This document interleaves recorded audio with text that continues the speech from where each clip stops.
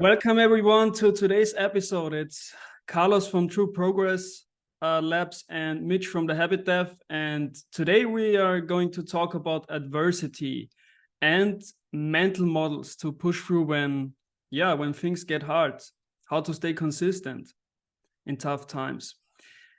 So how are you doing, Carlos? I'm doing awesome.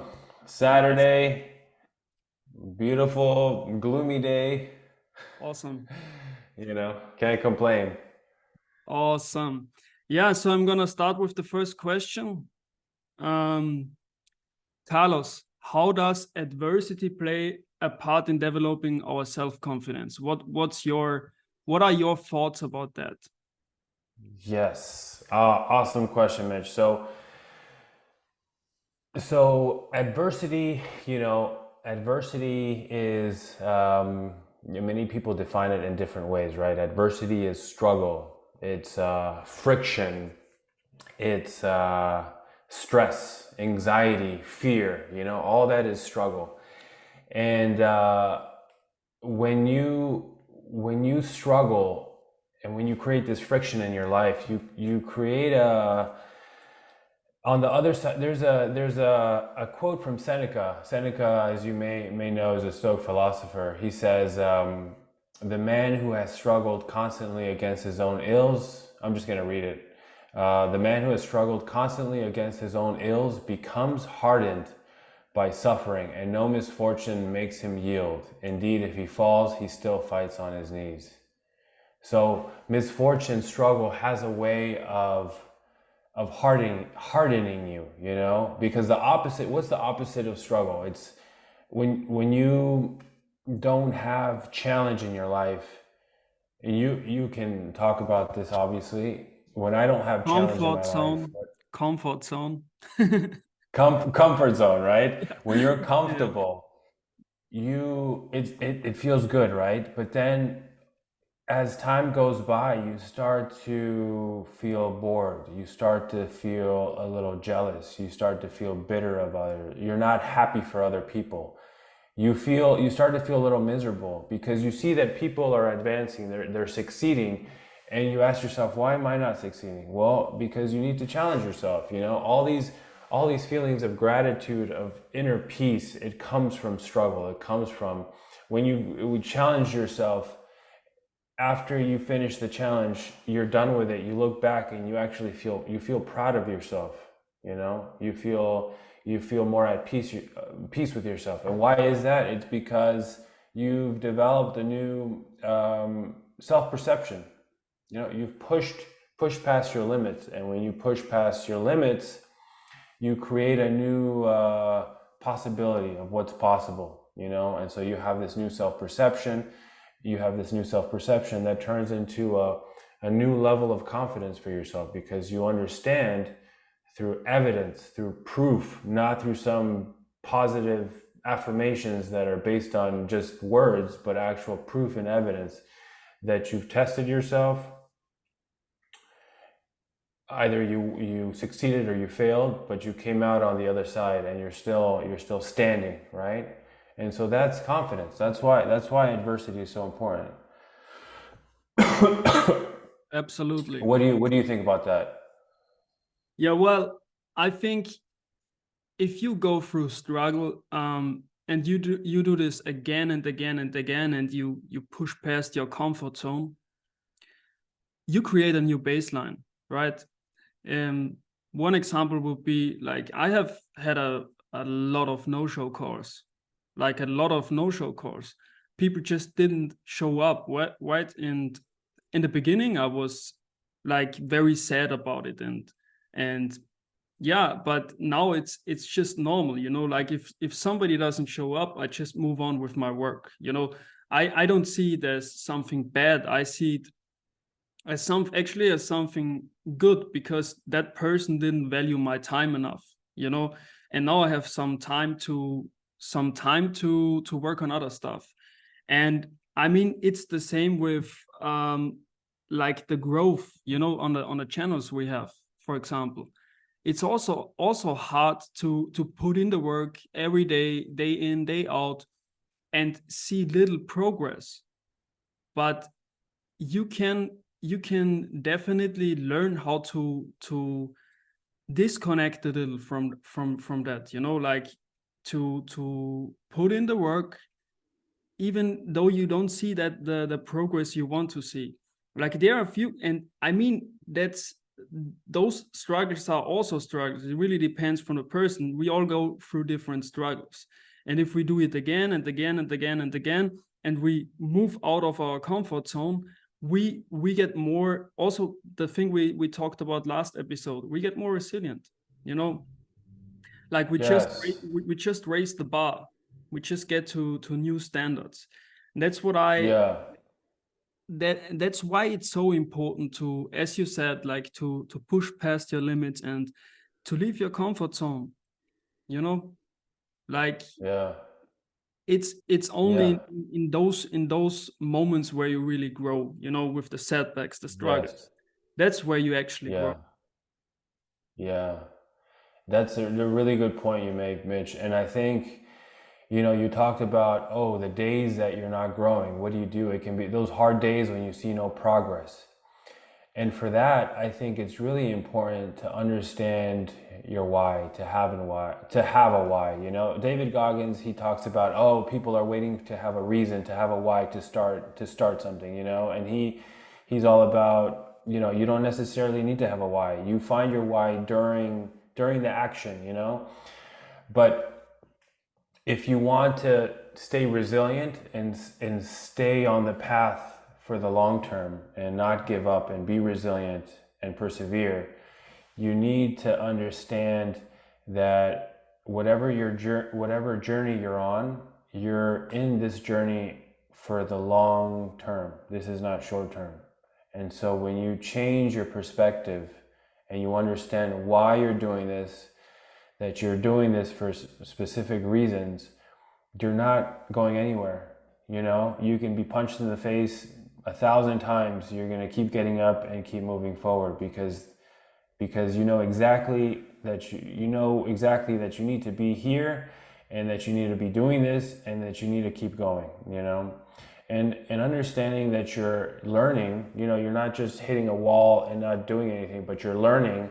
Even if you're learning and you're progressing, you may be not seeing the progress, but if you're learning and finding new ways and being proactive in terms of moving forward, even if you don't see the progress, you are progressing, and that's hard to understand, I think, and that's exactly what you were saying. You need to, it's upsetting not to see the progress, but you need to understand that that's you're in here for the Yeah, long term. You're not going anywhere, right? exactly. Yeah. And Yeah. there's also another example I have. I was recently like realizing that I'm not pushing past my limits in training, and Mm-hmm. I'm I'm totally like, don't even know what to say about, because I'm training for a few years now, but it seems like I didn't do it the right way. I Mm-hmm. didn't even know what it means to go to real failure, like when your legs are shaking after leg day. Like Yeah. I have not had it before, like, so I Yeah. started How do you feel? so I started to go very high, like very heavy in the machines, so I can only do Yeah. 3 reps or something like this, and then make Yeah. drop sets, like reduce 5 kilos, reduce 5 kilos, reduce 5 kilos, until like Okay. I'm half the weight and I cannot even move anymore. Two Yeah. Yeah. sets. Yeah. I did this, and immediately, like I was shaking. I was barely able to move from one machine to the other on the leg day. That was totally Yeah. crazy, Yeah. Yeah. honestly. I and then I thought, like, okay, I never trained the right way. Honestly, like, yeah, it was a total game Yeah. changer for me, honestly, like crazy. Yeah. I mean, That's those also are an awesome sessions. example of going out of your comfort zone, right? Because Yeah. I was training, I was in the gym, but I didn't push past the limits. Yeah. Yeah. Yeah. And when you feel that, that's like, oh my gosh, it's like, it's almost like you're like nothing else matters. Because you're feeling so much pain and stress. Your focus just narrows to that single point, and then but then after you get out of the gym, you're like, wow, I did that. So it's another cookie in the cookie jar. That you Yeah. can look at and say, wow, I did that. But doing that repeatedly, you're not necessarily going to failure every time, but doing other things that produce friction in your life, being uncomfortable, just going up to a random person and just striking a conversation, Yeah. making a list of fears, and just attacking those fears one by one, That's and a good point. breaking them down. Yeah. Yeah, I might do that. Yeah, and It's a good idea, actually. yeah, A good idea. and then just do it, one by one. Yeah. Well, I'm As everybody talks about, oh, work on your strengths, your strengths, your strengths, your strengths. But often the fears are holding you back, your weaknesses. And so you have to address those weaknesses, those fears.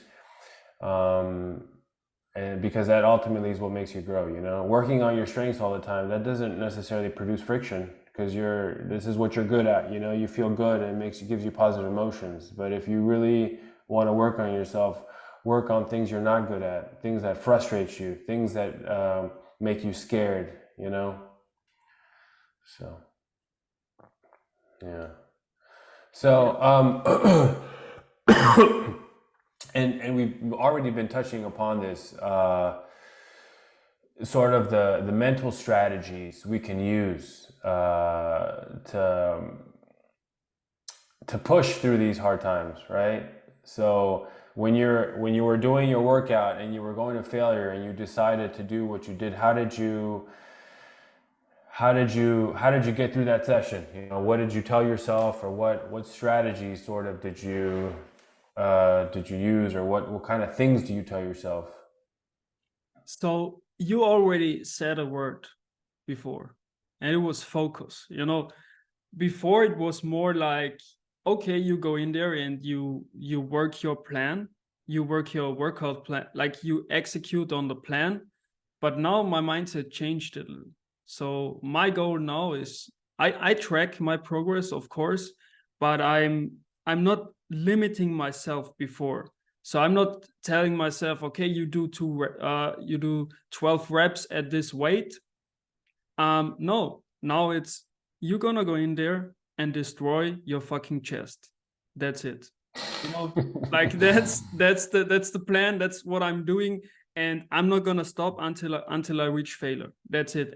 And then you said another thing that we mentioned very often already, is the whys. Like I know why I need to push to the limits, to go beyond my limits, because I have some milestones next summer, at the end of the year, and also next autumn, that I want to reach, like certain body fat and stuff, and certain fitness goals, and that's why I'm doing it. I have Yeah, I've yeah, even been sick on Thursday a little, like I was very, very weak. But there was some magic happening in Friday in the morning. I was also drinking some. It's not kurkuma. It's the other yellow thing. Help me, please. yerba. Was it in a can, or it's like a tea, Oh, or is it ginger? I don't know the English word. Could it be ginger? ginger maybe? Yeah, Yeah, yeah. it I tastes was. very strong. And it's spicy a little, right?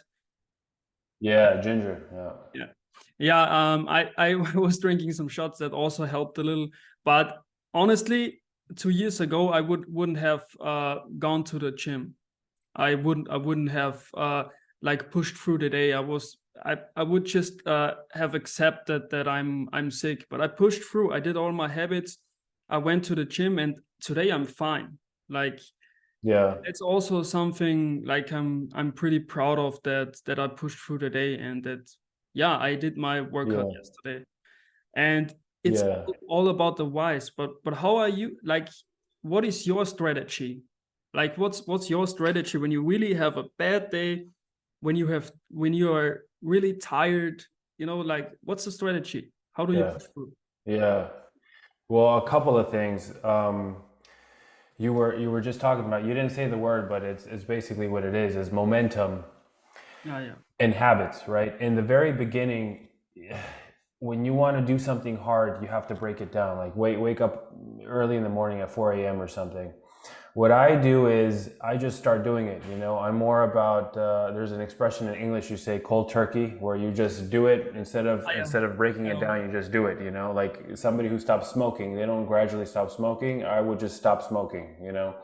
And so if I want to do something, I'll just say, okay, I'll do it. But then the way it works for me is momentum. I start waking up early, and then I do it consecutively over 2 weeks, 3 weeks, and then it just becomes, then I can actually start being very conscious of the thoughts that are popping up in my mind when it's dark and it's 4 in the morning, and I could hear it clearly.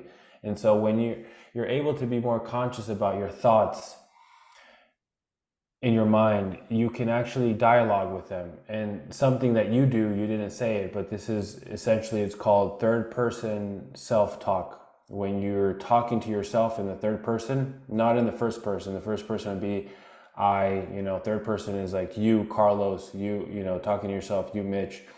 And so what I do, and what I feel is very effective, is third person self-talk. When I hear thoughts creeping up in my mind, I shut them up. I do you need to use almost like a form aggression. You need to be, because that's what it takes. You need to get angry. You need to be aggressive, because if you're not, your thoughts are just going to take over and you're going to go back to bed. And that's what's, in my experience, that's happened to me. So I use a lot of third person self-talk, even when before I'm about to do something and decide to do something, third person self-talk is very effective for me. And then when I'm actually doing it, like say I'm working on speed work, I'm running, I'm doing training, running sessions for a race I'm working on, and I have to do work on speed runs. Speed runs are very physically and mentally difficult compared to long runs. Long runs, they're just very boring. You run for 2, 3, 4 hours and you're just with yourself and your thoughts. But when you're doing speed work, it's like you feel like your heart's about to pop out of your chest, And for that, like you say, very similarly, you have to decide before you do it that this is what you're going to do, okay? And then also, I like to think about something called negative visualization, or worst case scenarios, which basically is just thinking about the worst that can happen and then familiarizing yourself with that event so that you become comfortable with it. Like if I'm so this is about struggle, right? But it depends as well. So like if I'm gonna do a presentation or do some public speaking, and I'm afraid of public speaking, I'm afraid of doing a presentation, there's a lot of people. Before I do it, obviously, I'll prepare by asking myself, what's the worst that can happen? Okay, I mess up, and then these people are gonna think I'm stupid, I'm gonna be humiliated. What is it exactly that I'm fearing? You start to ask yourself all these questions, and then after you get a little bit more information. You ask, okay, is this so bad after all? Am I actually gonna die? Like, is it? And then you sometimes you're embarrassed to even answer because you realize it's not so bad after all, And so that's worked for me a lot. Is this negative visualization. And just thinking about these worst case scenarios, as well as what you do, which is the third person self-talk. That's very effective. People have to realize this is not just some mushy stuff. It really works, if you do it right. Yeah. Yeah, and there's like that's a good point with the third person, because like it's almost like somebody's pushing me, like coming from like really like pushing me through the hardships. But with the good and worst case scenarios, that's something I want to talk about, if that's fine if we still have some time. Yeah. Yeah. Yeah.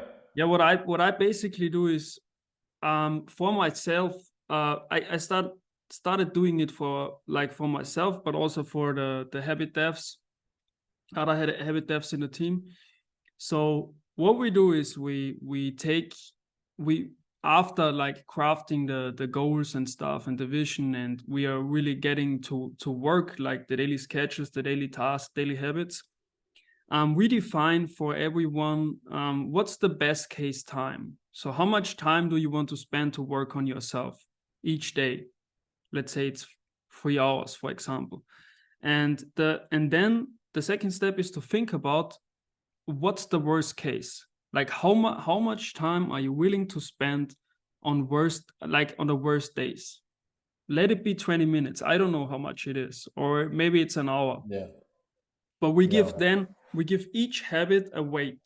So let's say workout is 0.5, and then you can simply multiple the time, the best case time with each habit, and then you get the time for the best case scenario, and you do the same for the Yeah. worst case scenario. And so you have a plan, and I think that's what it's all about, because we have a lot of days when things go wrong. Life gets in our way, and but then we have a hard time to decide which habits to do, which stuff we need to prioritize.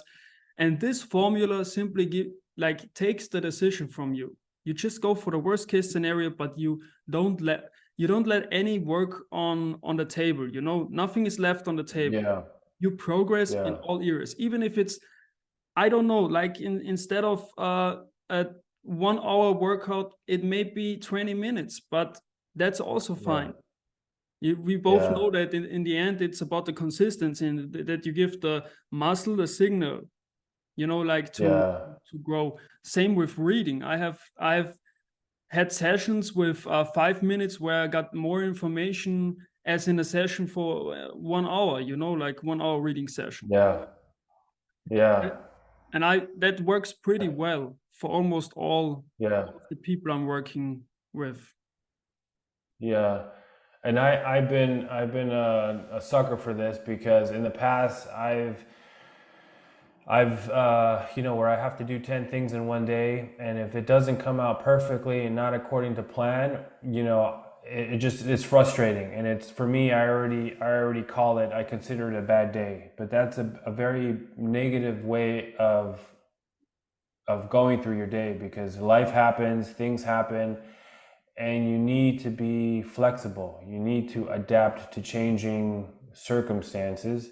And for that, I think your formula is really beneficial, because a lot of people have this problem of just 0, 100. thinking that every 0, day 100. has to be 100. Every day has to be perfect, and it's not like that. Some days you're gonna get most things done. Other things you're gonna get half things done. But you need to be able to work in a way where you can get all of your things done, and it may not be to 100%, but you can still still show up. You hear professional basketball players and other athletes talk about this all the time. I may not want to be there, but you need to show up. And when you show up, it's better than not showing up. So you need to show up for all of your tasks. Don't just refuse to do them because you're not having a perfect day, right? Awesome. I think that's really good. Yeah, that's really good stuff, man. And so the other thing, excuse me, I wanted to just talk about, since you were talking about worse and good scenarios. So there's something we call in the Army that you train. It's called PIP. It stands for put it into perspective, and it's somewhat similar to your strategy that you use, and it's something about, I was just talking about negative visualization, or thinking about the worst case.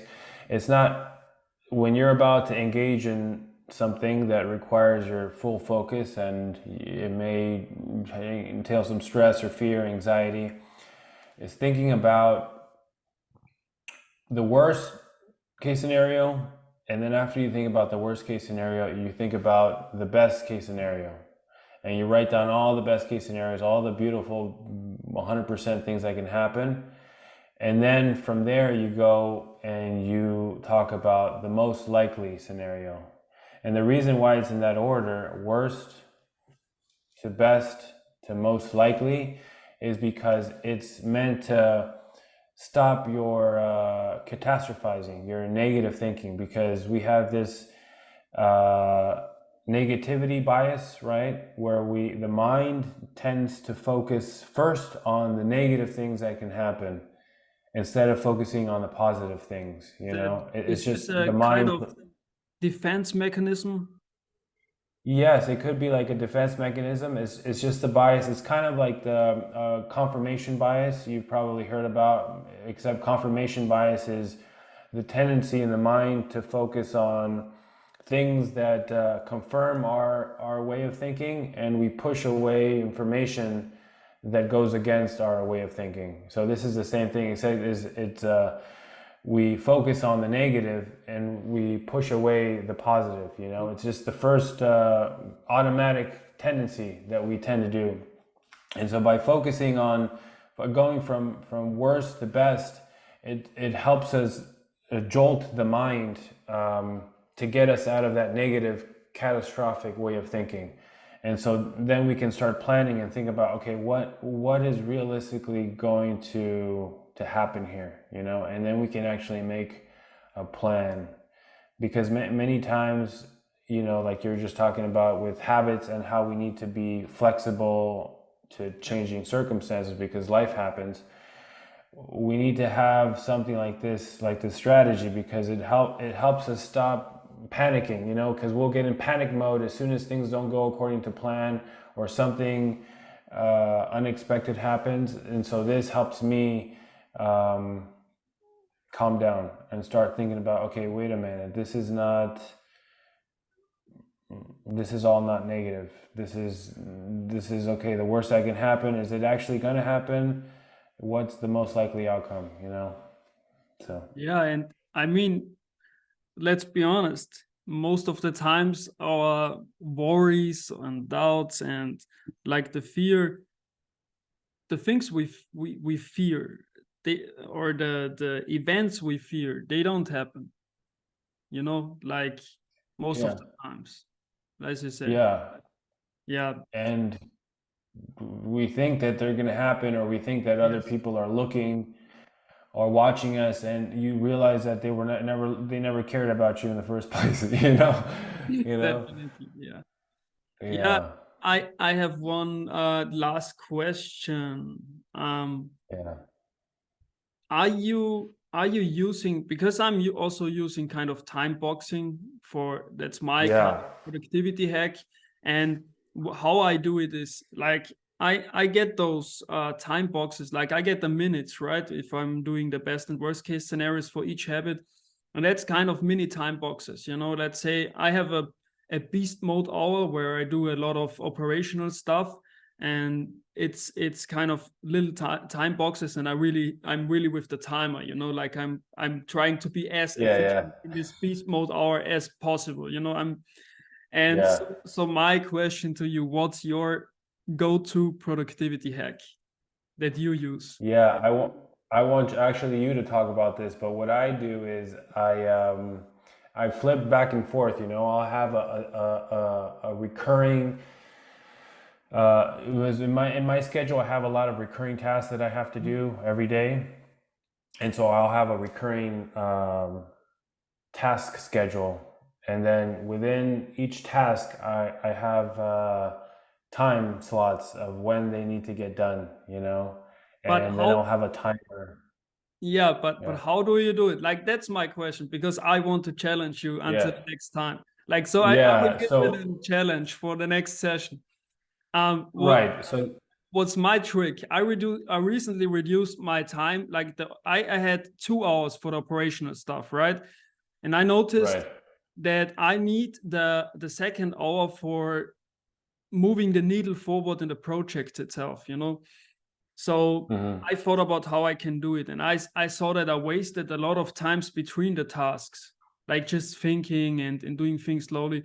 So I started to really assign small time boxes of even 10 or 15 minutes or 20 minutes for certain tasks. Mm-hmm. And Yeah. I'm really here with the timer. And if the timer is done, I move on, even if I was not able Yeah. to totally finish. So what this Yeah. made me do is that I really hyper focus for the full hour, and I learned to be faster. As simple as that. Mm-hmm. I learned Yeah. to do the things faster because I know, okay, I just have 10 minutes for this. So let's push and get the things done. And I just became faster. And now I Yeah. do the same work that I previously did in 2 hours in 1 hour. Mm-hmm. Yeah. Try to assign So for each of the tasks you have, give them time, not only time slots, but also yeah. amount of time where you ensure that you move on. If it's done, if the timer is done, then move on. Okay. Yeah. That before I would do it like you were just explaining, where I would be task, task, task with no buffer, right? And now I've created buffers, but what I've found, I don't know if I would call that productivity hack, but I've created two to three 20 to 30-minute sessions where I just breathe and I stretch. Yeah, for recovery. Because yeah, because I get lost, in my tasks, and I start working here, or I lose track of time. I don't use the timer like you do. You have to teach me that. But before, I would just have a schedule, and then I would have the times. Okay, this time to this time. But that doesn't work, because it's just there to make you feel good. But it actually, you're not using the time slots for that. No, and So I'm very linear in my doing. I like to take as many decisions out as possible, and so when I make a list of tasks that I have to do, I try to program them in a way where I go from task to task without having to think so much, and then I'll just add a session of stretching or deep breath, and then it kind of helps me recharge. yeah, And yeah, and that's basically what I do. and I that's don't have a beast mode hour like you. I will teach you. I have to do that. I No, guess my but beast mode hour is in the morning, or when I work out. yeah, yeah. Yeah. The thing is, like, I just had an idea also, not an idea, but something I also do is the get shit done list. That's also quite, because you were telling me like that you really want to focus and don't get lost in your thoughts. And what also Yeah. helped me to stay productive, because um you have so many thoughts, right? And they can easily distract you. So I have just like, I'm on my iPhone, I have a note, a brainstorming note, and I write, Yeah. or a get shit done list, it's named. And there I just write down thoughts, but also tasks I have to do to not get lost, because sometimes you think about, oh, okay, I have to do this, I have to do that. I just write it down and Yeah. forget and move on. Like, I learned to do that, Yeah. and this also saves a lot of time.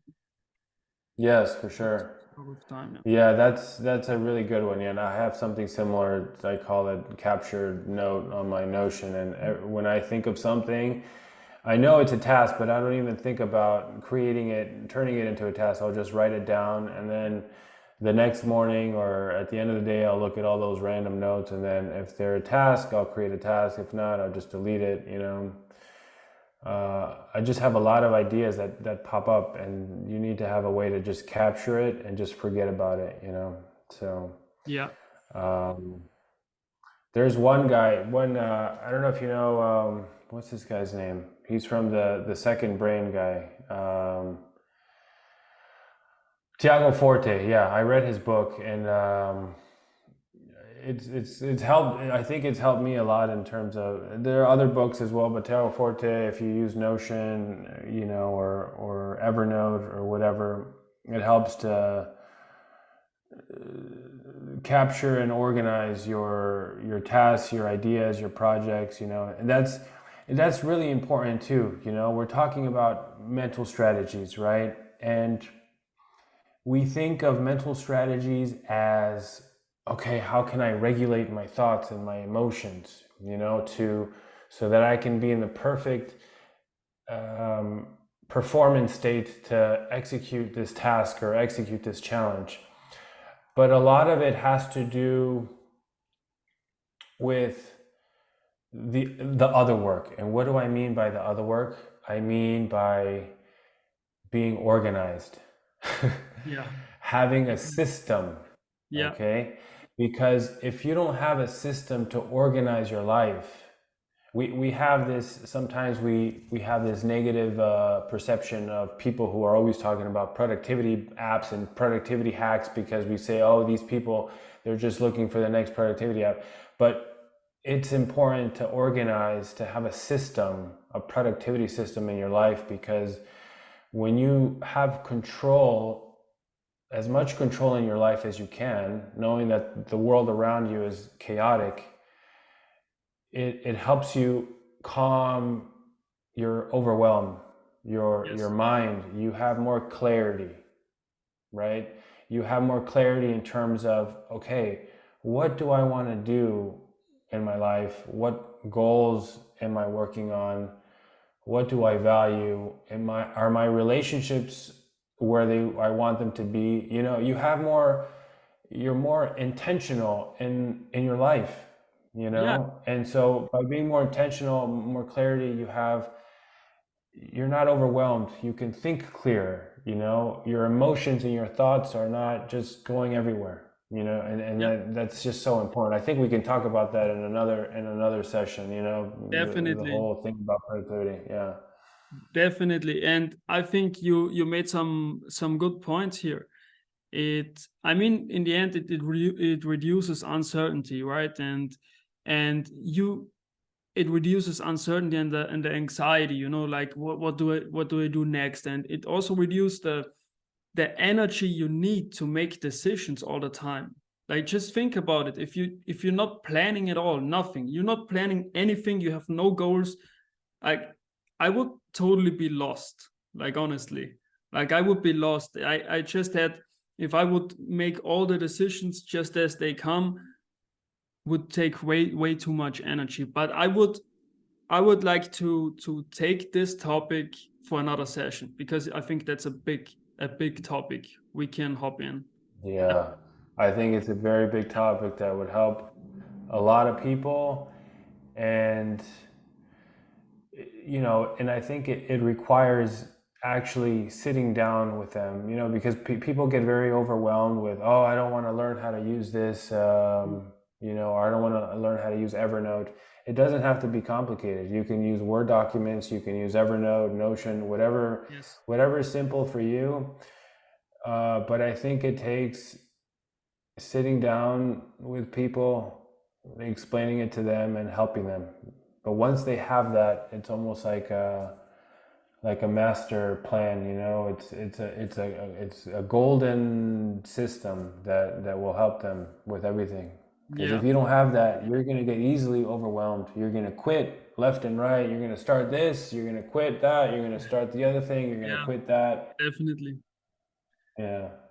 Yeah. Awesome, man. I would stop here and take the topics to the next session. And yeah, as always, it was a pleasure to me. And I'm already looking forward to the next call, Carlos. Yeah, man, it was a pleasure talking. We'll talk again for sure. So many things, so many good nuggets. I think Yeah. it's gonna help a lot of people. Yeah. Have a nice day, man, and see you soon. Bye, All man. right, man. Take care. Talk soon.